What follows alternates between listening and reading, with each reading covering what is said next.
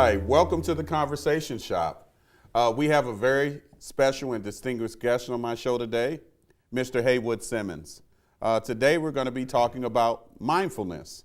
But before we get into the conversation, I'm just going to jump right into Haywood. I know you.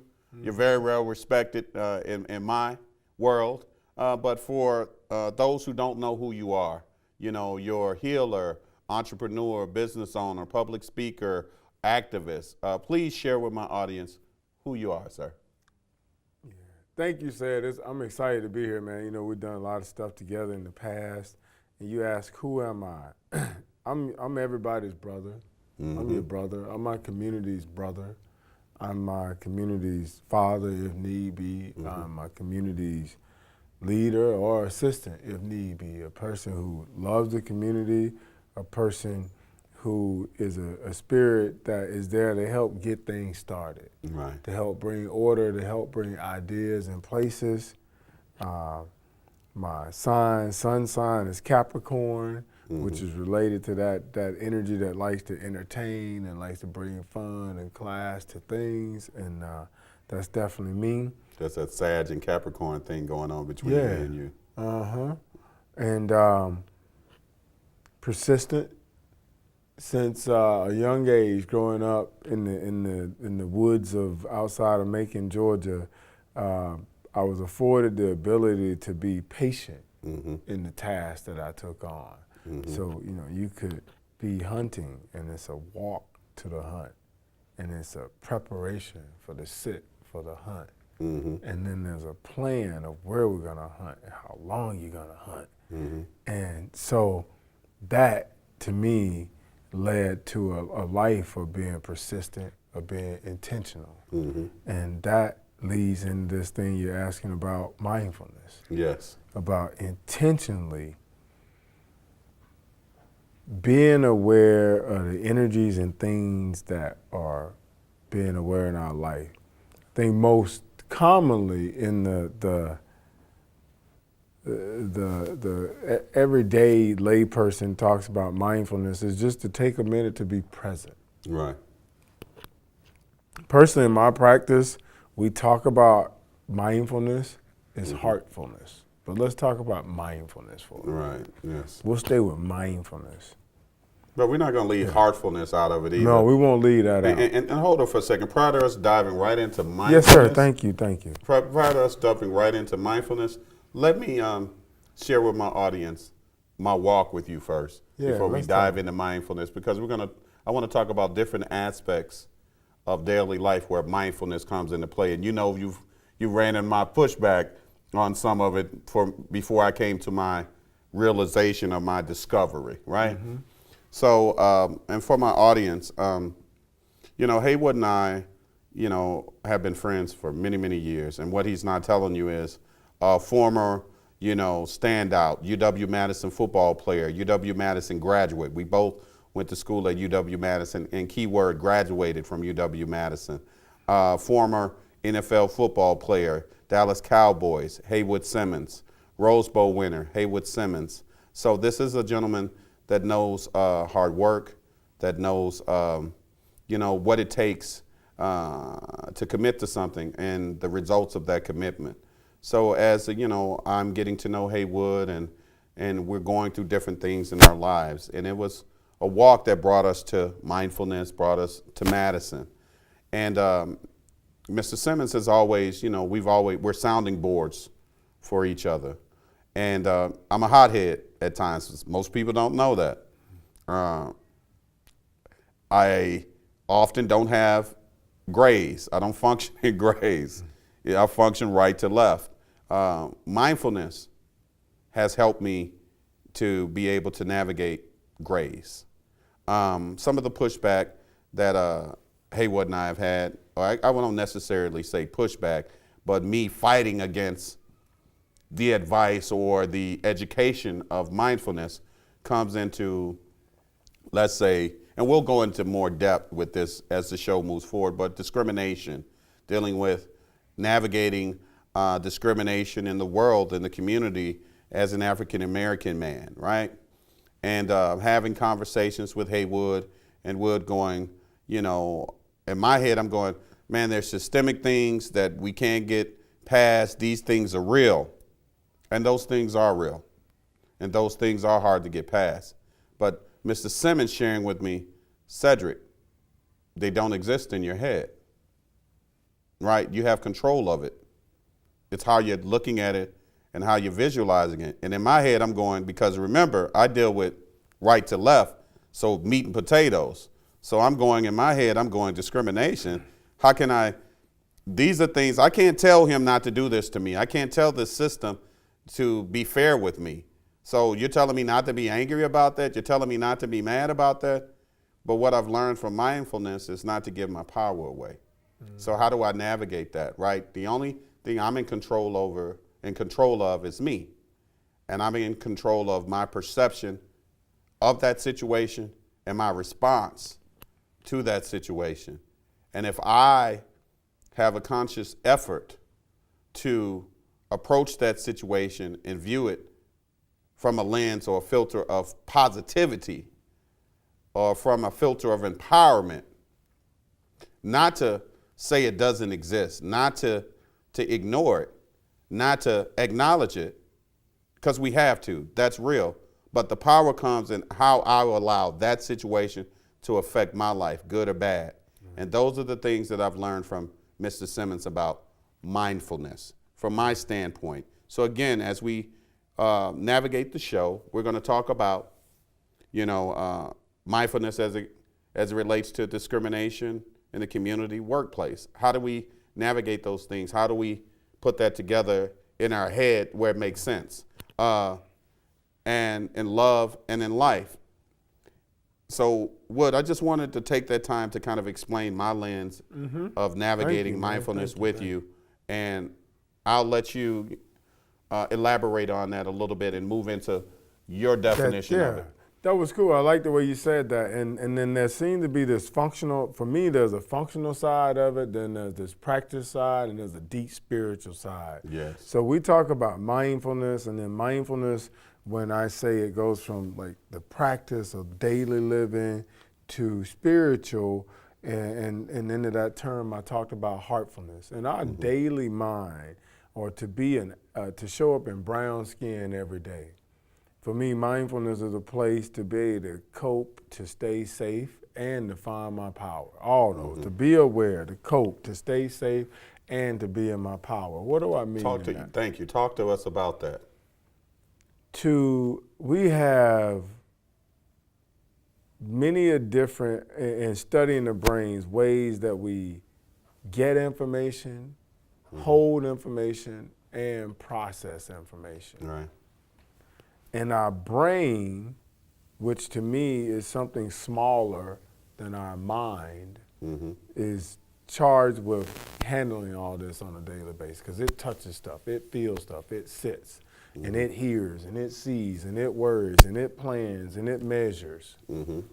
And so some days we can be brainfulness and filled with brain. And the brain, in and of itself, doesn't always function well from front to back, to left to right, to mid to center.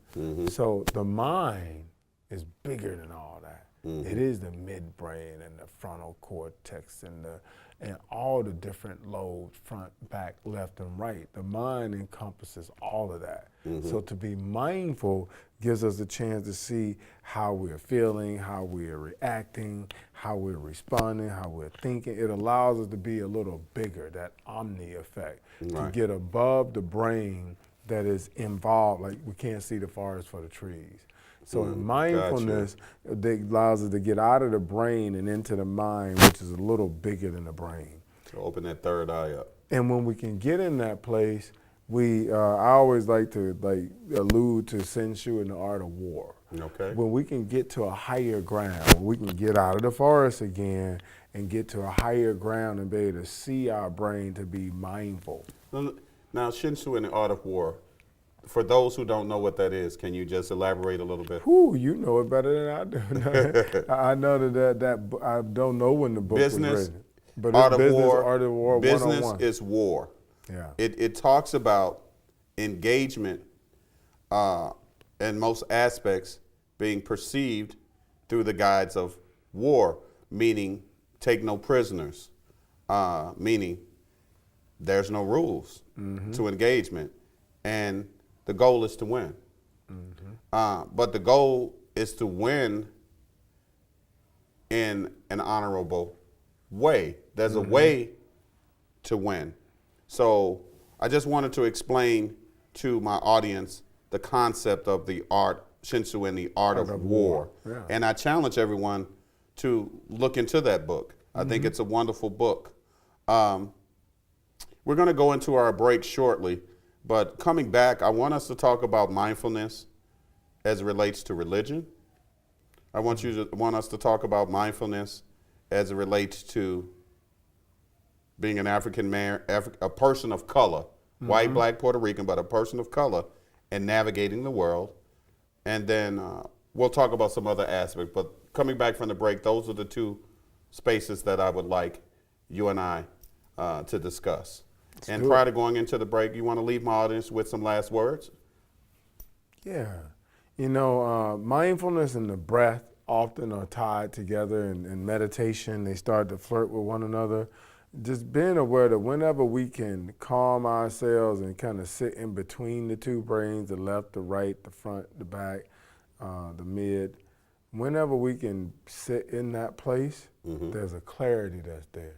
And there's a power and a realization that 99.99% of what's happening is happening in here, and that the power to that he who is within you is greater than he that is within the world, and that you are the he that is within you. Hey, I've learned so many ways with you, Haywood, and that's all I'm going to say, man. And prior to going to the break, I'll just share this with the audience. There was a situation I was navigating, and it's a situation that, quite frankly, I couldn't control. I couldn't influence, because there's some things that are just crazy. That just is. And not to call it crazy, but everyone, has a perspective that they view is correct, right or wrong. So what I realized through my conversations with Mr. Simmons about mindfulness was I was putting too much energy into negative energy, quite frankly, into the process, into thinking about it. And the minute that I started looking at it from a very positive standpoint and putting positive energy into the situation and into the person that I thought was being negative, it was funny how mindfulness and being mindful turned what I thought was a negative situation, and I'm still navigating it, but turned it into a positive and allows me to filter it through a lens of positivity and blessings. So we'll pick up on that after the break. We'll be right back with the Conversation Shop.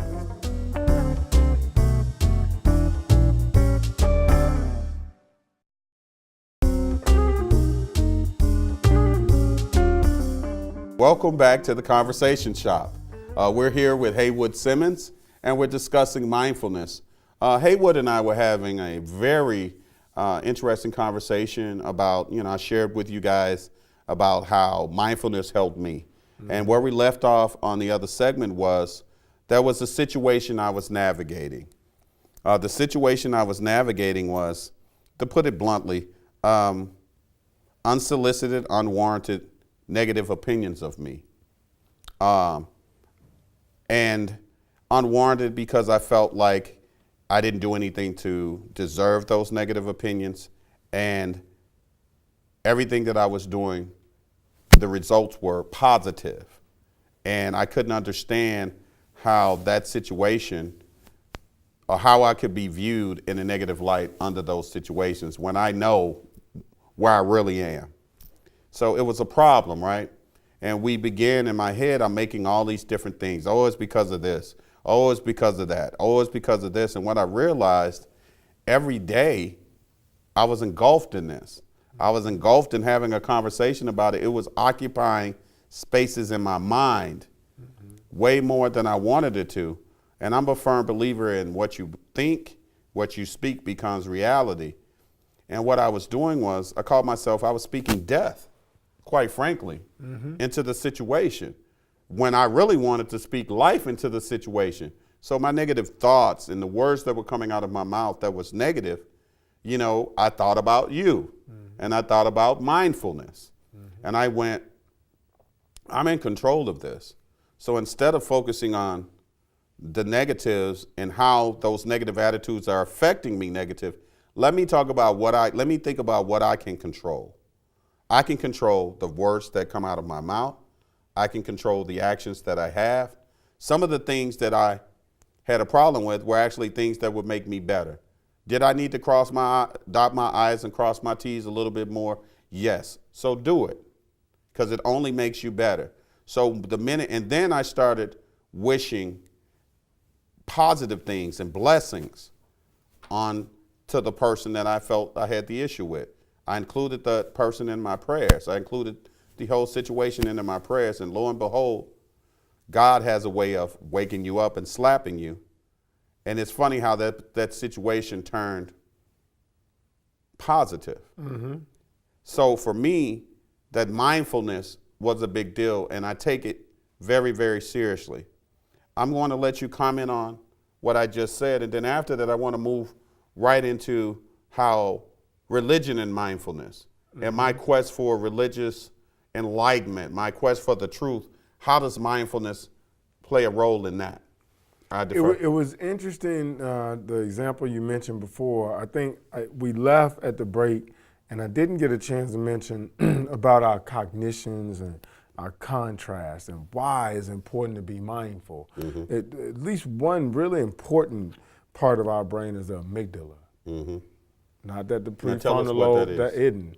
But the amygdala is the place where our emotions seem to anchor themselves. Okay. And at one time, it had a bad rap, if you ask me. It was the place where all the negative emotions were stored. Your fight or flight, and you would determine if something happened, it triggers your amygdala, and you would do something bad. You would hit someone, you would run, you would freeze, and you would make these decisions based off of that. Mm-hmm. But you also make euphoric and good decisions are also stimulated in the amygdala. Mm-hmm. To me, it's kind of where the just big energy things are that happen in your life.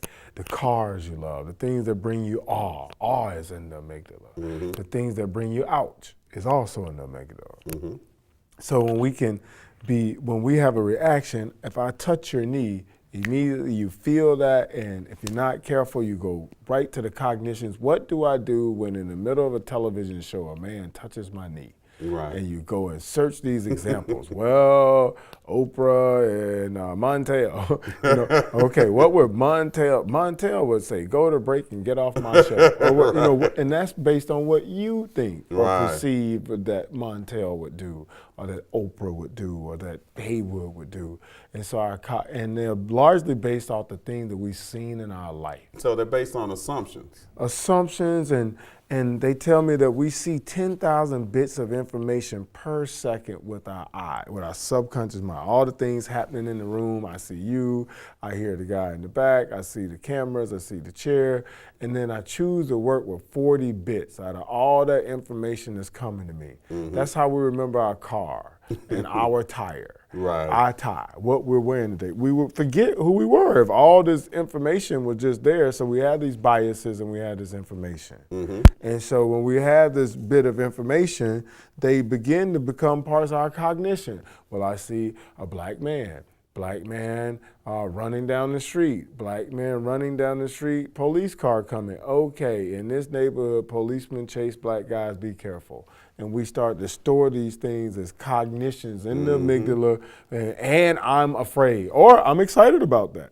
Right. Somebody who's excited may on a Saturday go sprinting down the street and you try to get the officer to come out and get you. Someone else who's terrified would slowly walk down the street and maybe never run because I don't want an officer behind me.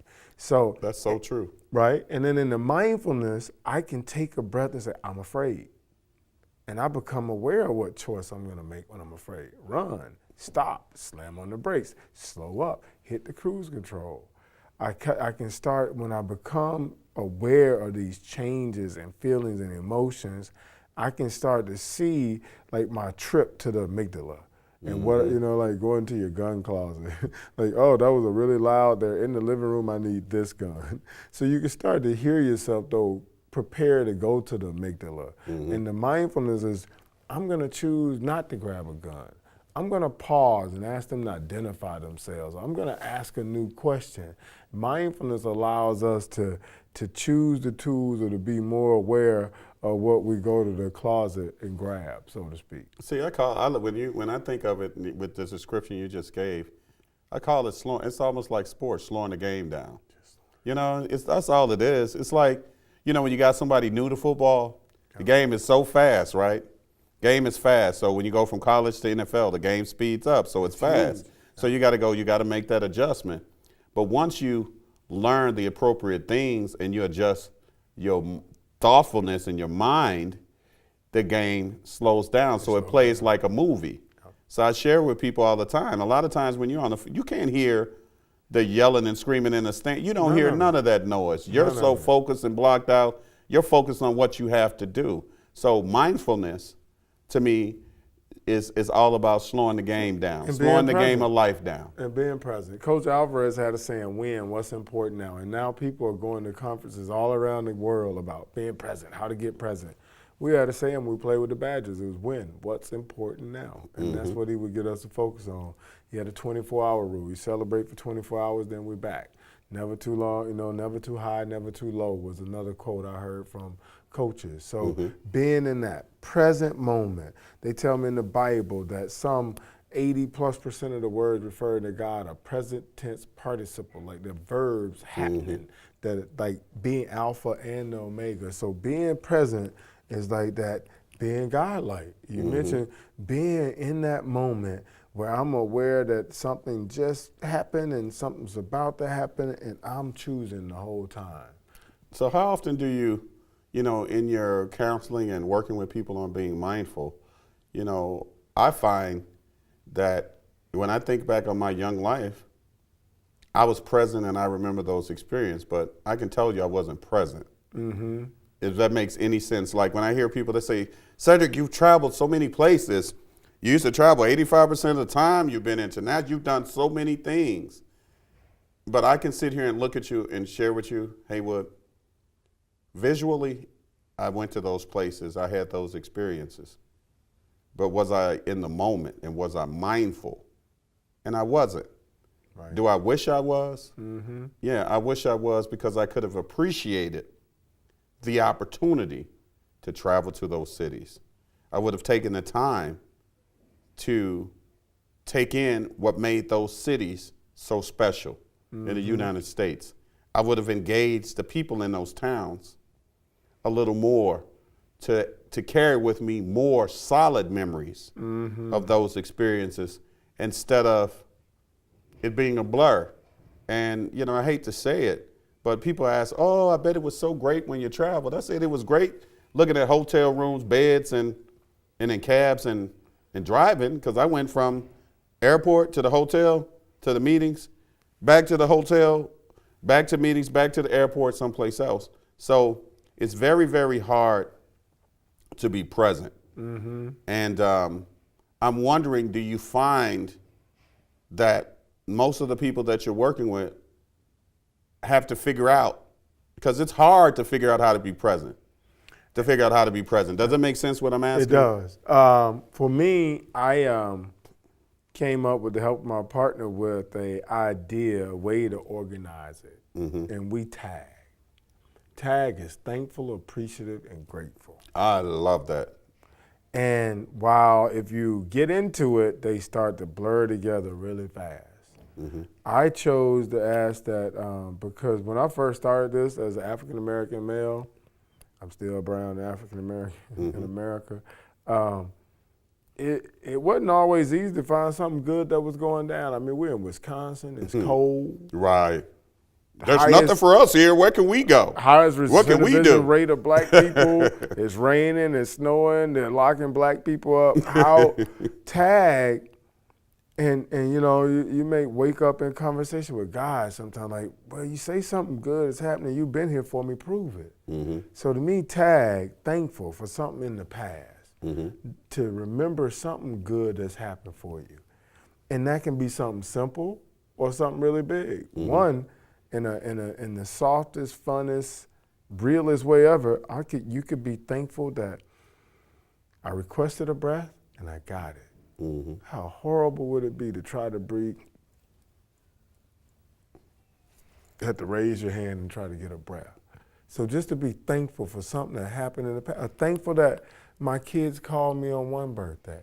I'm thankful they hugged you one day. Yes. So no one can take away these things, and I have convinced myself, even though you're sitting here maybe feeling sorry for yourself or a little lost, somebody hugged you once. Yes, they did. You got a football trophy. Somebody loves you. You had a pair of cleats. You had a leather jacket. You were on ABC. A lot of people haven't been on ABC. Right. You played in the NFL and your mama got to see you. Your mom and dad sat front and center at the Rose Bowl, the granddad of them all.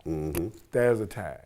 I'm feeling pretty good. I was getting buzzed on your show right there. Just going through those moments. Our mind has a hard time not getting addicted to that, and that becomes the present moment. I was at the Rose Bowl. Where did we just go? I was at the high school football game. I went to a lot of places. Well, what we're going to pick up, and I love the acronym TAG. We're going to talk about that on our next segment. Yes, sir. Guys, we'll be right back.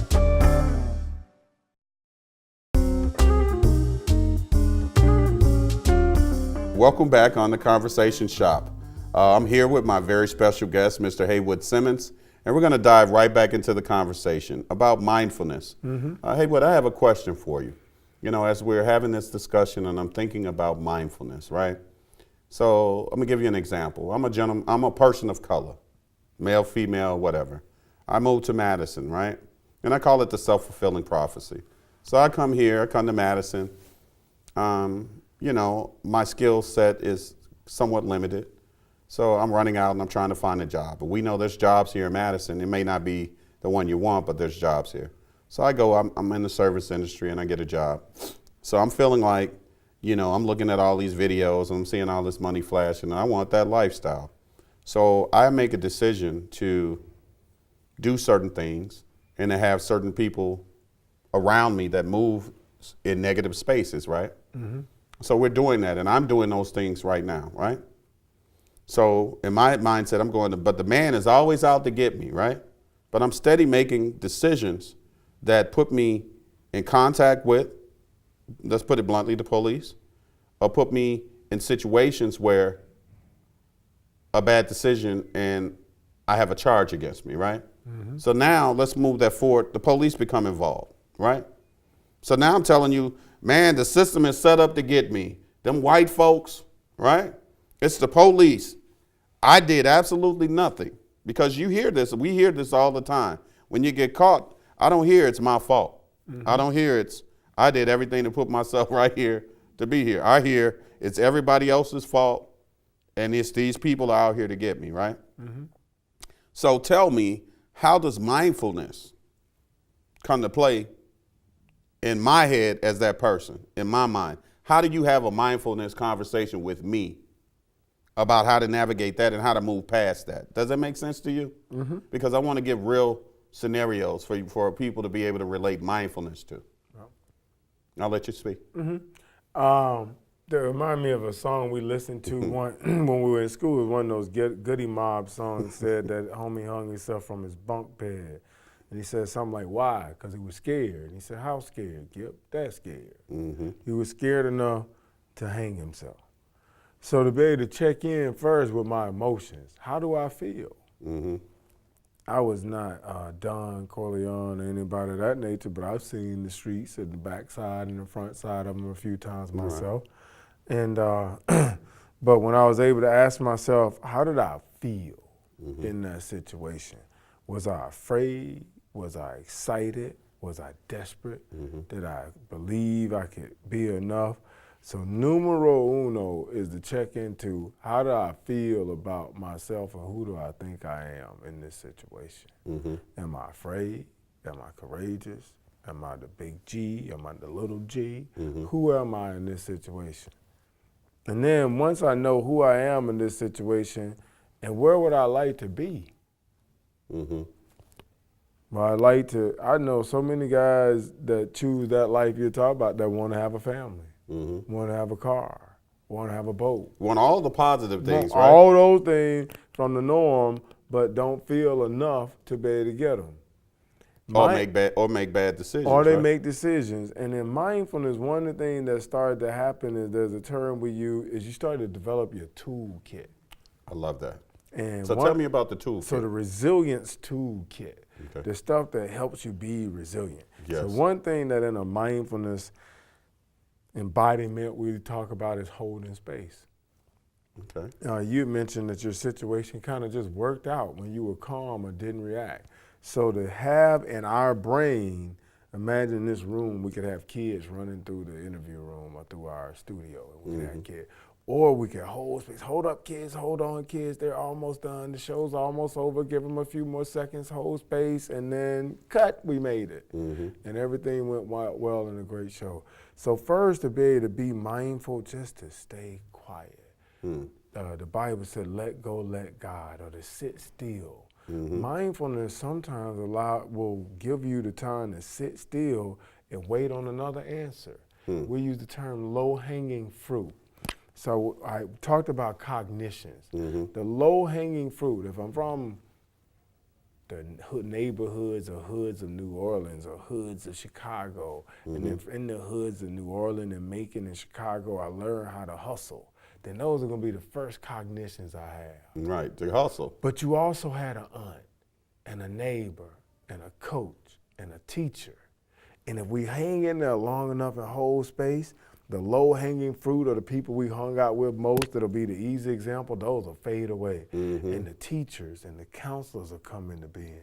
And if you hold a little longer, you're a little more mindful and you think about who else was nice to me though. I know I was raised in HE double hockey sticks, but who was saying, "Hi, young man, pull your hat up straight"?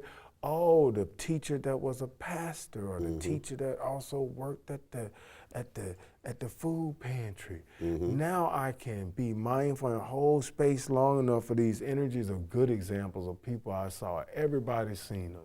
Even on the corner, there was a grandma, "Young man, pick that up. Don't be out here all day."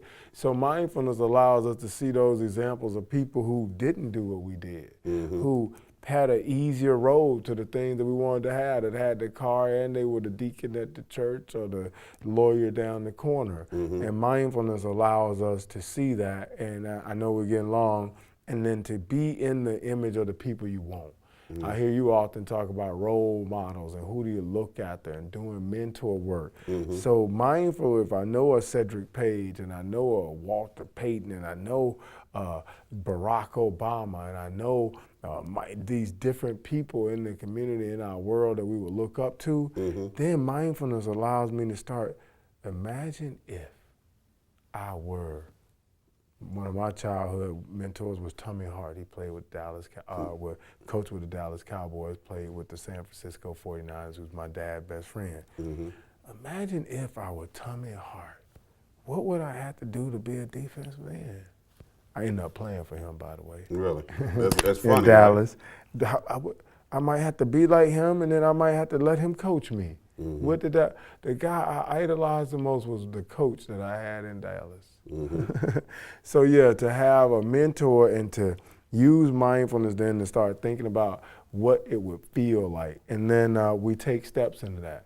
The military would tell you they do that. The Marines would tell you they do that. We need a bridge to Fallujah, and we make a plan to do it. But first, we have to calm our mind and plan the coordinates and understand where we're coming from and where we want to go.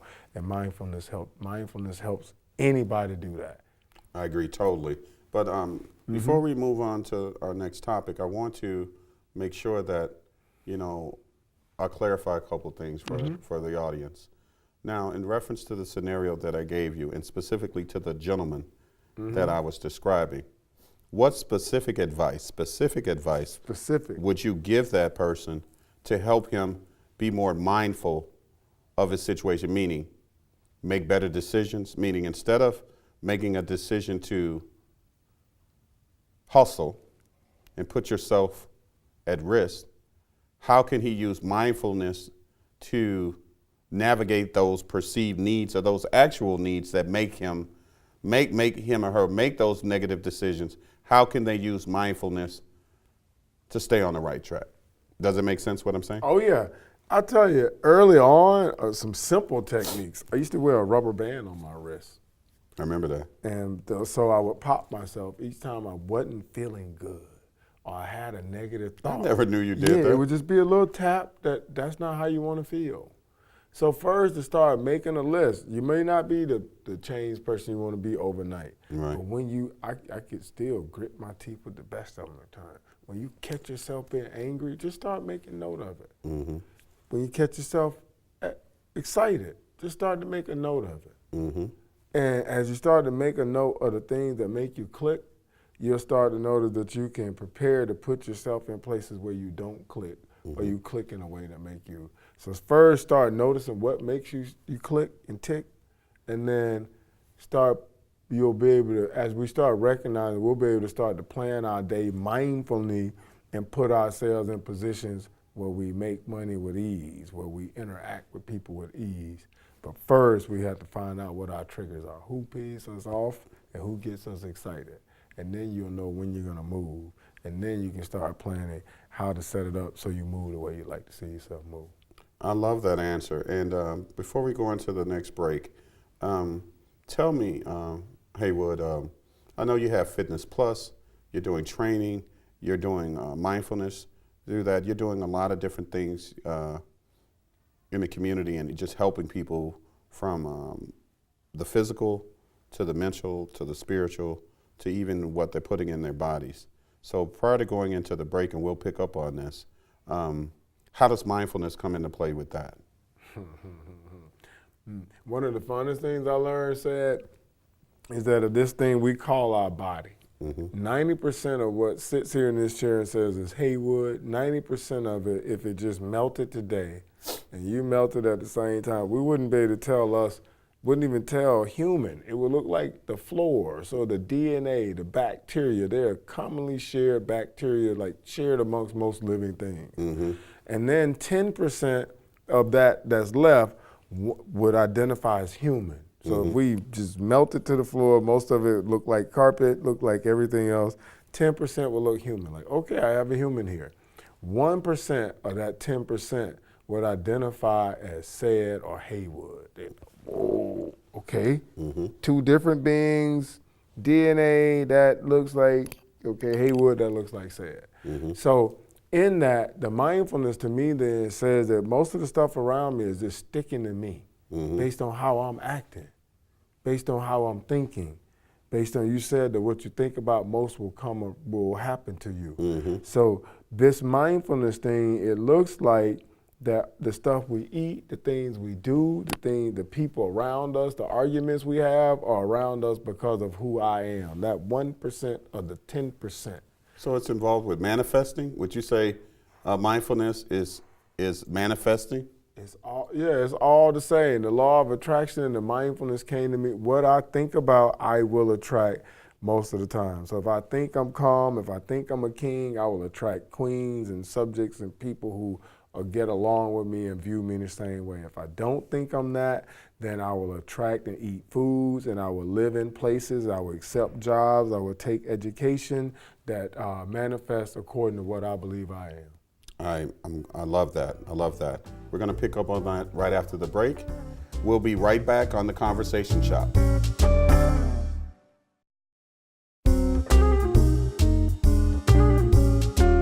Hey, welcome back to The Conversation Shop.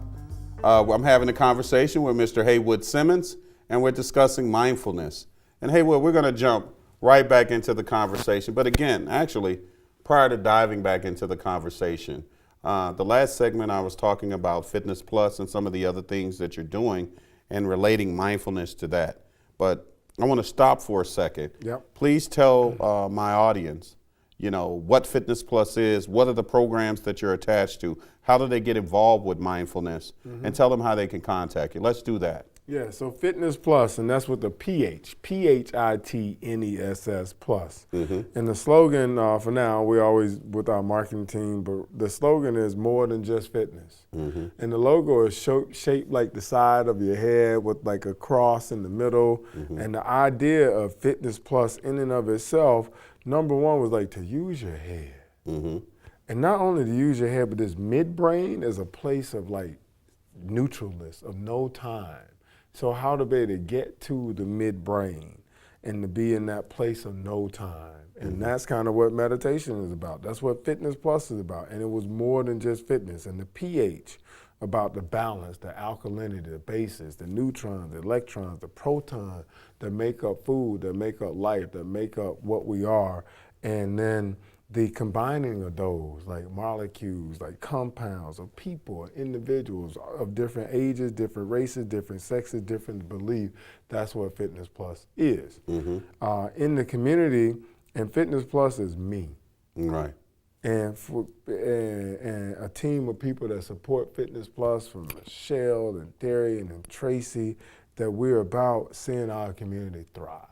I love that. Tell my audience about some of the programs you have at Fitness Plus and where you're found. Where are you located? You can find us right now. We operate we're partnered with 3 major facilities here in Madison. Both of the Boys and Girls Club location and the Center for the Badger Rock Neighborhood Center for Resilient Cities. We're partnering both of those. That's 501 East Badger Road, 2001 Taft, and 4619 Genowan, I think is the address for the other Boys and Girls Club. So those are the 3 major locations that we operate. Now, where can they find Haywood? You can find me on Facebook. Okay. Facebook is a good place to find me. You can find me on Instagram as Positive Outcome Coach. You can find me on Facebook as Haywood Simmons. You can find my phone number at 608-957-4153. Okay. Said it's getting so busy, man. You know, I've been doing this for a while. I was following up. Well, I'm so busy now. You just gotta reach out and keep reaching out. And between me or somebody on our staff or support team will get to you. Because we are pretty busy. I sit on the board of My Mind is Awesome LLC. It's a nonprofit organization. We've been working on this for about 2 years. It's about nutrition. It's a first of a kind program in the nation. There are Holistic Life Foundation and John Kabat-Zinn and all type of yoga and mindfulness stuff happening in the country. This will be one of the first programs that brings in nutrition, vegan, vegetarian meal plans, and meditation and yoga to young people in our schools and in the Boys and Girls Club in our community. So we're really excited about the My Mind is Awesome program, because we're going to feed the mind, we're going to feed the spirit first, then we're going to feed the mind and the body. Okay, let me, just to add with what you're saying, because I'm blessed to know the other things that you offer. Yeah. So tell my audience about the organic vegetables and the grocery plan that you have. We got talk some to more. my audience about the meal plan, and talk to my audience about, as bringing it back to mindfulness, how the health, the food that you're putting into the body, the things that you're focusing on, the water that they're putting into the body that you're focusing on, natural things, you know, that we're suggesting that your participants use. Tell my audience why all of those individual things are important, and then how they relate to your overall message of mindfulness. Thank you, Does that make sense? And that's awesome. So again, going back to the pH and the alkalinity and the base, the pH of foods and the balance of things. When we are balanced, it's a lot easier when Lombardi said, fatigue will make a coward of any man, way back when I was just a fitness coach. And I've said, if we can get people in better shape, physically, nutritionally, mentally, then they won't act so silly or so out of control. So the better shape we can get ourselves in, the more strength, the more in the nutrition world, there are 5 key ones: zinc, magnesium, potassium. When we can get in sodium, when we can get those in iron, when we can get those in our body, about those. yes, sir. When we can get those into our body, we are stronger. We can make better decisions. We won't fatigue. It strengthens our pineal gland. It encourages your stomach. The serotonin, the seriousness is made in the stomach and travels up into the vagus nerve and then creates dopamine and the happy stuff and the dopamine in the brain. So food is important to create serotonin, to create the dopamine that then fuels us to channel in these spirits that we talk about, these kings and queens that we say we are. We have to have the metals and the water and the energy and the rest in our body to be able to hold the God energy, to be able to hold the King's energy. So the food and the nutrition and the mindfulness allow us to hold the energy of that which we came here to be. And without practice, I mean, our Bibles talk about it. The Quran talks about meditation and meditation, which is maybe another step, mindfulness for religion, and it talks about that. So at Fitness Plus, we deal with the food. We have a sugar-free program. If there's one thing that we all share in common is sugar. That impacts our food, that impacts our health, from high blood pressure to diabetes to gout to any of those things. So looking at preservatives and sugar, so our sugar-free program, this is going on its 4th year. We have a sugar-free me manual now. I love that. And the desserts Michelle's desserts are amazing. So please tell them about the sugar-free vegan desserts. Vegan desserts. And this is like energy-giving food. When you eat, Michelle reminds us all the time, you should get energy. So we prepare these foods with dates and figs and almonds and honey in a way that, and beets, in a way that natural sugars will fuel your body and help you to have the energy that you're looking for. And then we have the Electric Vegan Man, which is something that was inspired by Said. He said, tell people about it, Haywood. So now we're working with custom electric vegan meal plans. So helping people plan their food out custom to you. There's a meal plan based off of your height, based on where you work, what time of day you get up, the color of your skin, whether it's pink, whether it's yellow, whether it's brown, whether it's purple. So we design custom meal plans for people to help meet them where they are, custom prayers to go along with the meal plan, and custom herbs. I mean, let's be honest, usually some of us have a sniffle or a bump or something.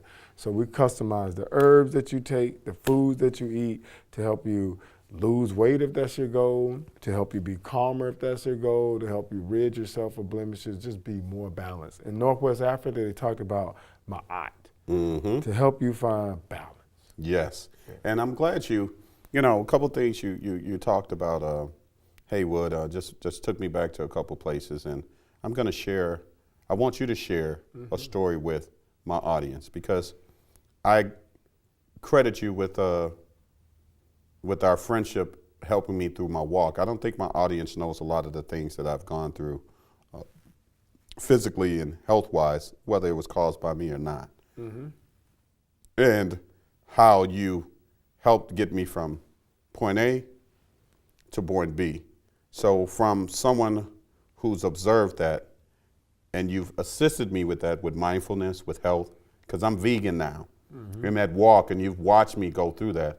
Why don't you share with my audience through mindfulness how you helped me? And you can feel comfortable sharing my story with my audience. I don't want to share. I'd rather you share. And I think something in your story, we mentioned your story, the mindfulness that doesn't show up, like the backstory was having the ability to know how to talk to someone. So you have a friend that you've known for 30 years. And the first thought is, for me, how do I talk to this guy? I mean, we run together in college. We've seen each other get married. We've seen each other get divorced. We've seen a lot of stuff. And now I need to tell this man that I went to college with that the sweat that I see coming off his body, that it concerns me. I'm not healthy. And how to be mindful enough to say to a friend, and not to scare a friend, knowing that, and to be aware of who you are, to be able to even have a conversation and to ask questions. And tell them, I want them to know. And to ask questions, to probe, and to say, Said, why are you sweating like that? Said, just watch that sweat. Said, watch that sweat. That's probably heart, man. That's probably heart. That's probably heart. Said, what you doing? Let's work out. Let's work on that. And so, but to be able to ask the question where you don't scare them, I didn't scare him off, you still were around and a friend. And then later on, things happen in life, and some of those things, kind of materialize in a way that you end up in the hospital, and the doctor. And who did I call? I went right back to who? You called me, Wood. You won't believe what I let happen to me. And this went down, and that happened. And to be mindful enough to be there for my friend. There's the possibility to say, I told him about that, man, get off the phone. I hear people say those things. Like, man, I'm not talking to people who hurt themselves or who don't listen to me. It's like, no, to be mindful enough to be aware that, okay, now that you know, how do you breathe? Where do we go? How to go to the next level? And tell them how you helped me from the time I left that hospital from the foods and your advice. From the food to the choices that you made, from how to stay calm, how the decision, the doctors, how to trust the doctors, how to be involved with the legal stuff that went down, and the choices that they made in the hospital, to how to stay calm in those places. And I think I saw that, and how to ask questions. I think I saw you working and you navigating through work and all those other things to be able to maintain your health and to be in and out of the hospital, but to have the ability to think back, to remember your readings, your scriptures, Book of Enoch, the Book of Formation, to be able to remember how to think back and how to move. So I saw the mindfulness take you back to a place to remember the resources you already had. I saw you remember to bring on professionals. I knew you to be a research person, and to bring attorneys and to bring patent attorneys and lawyers together and doctors to bring them in the right place. And I saw you bring them people around, from the community pharmacy to the naturopath doctors and holistic healers that you brought around, and using your mind and envisioning where I wanted to go, who am I?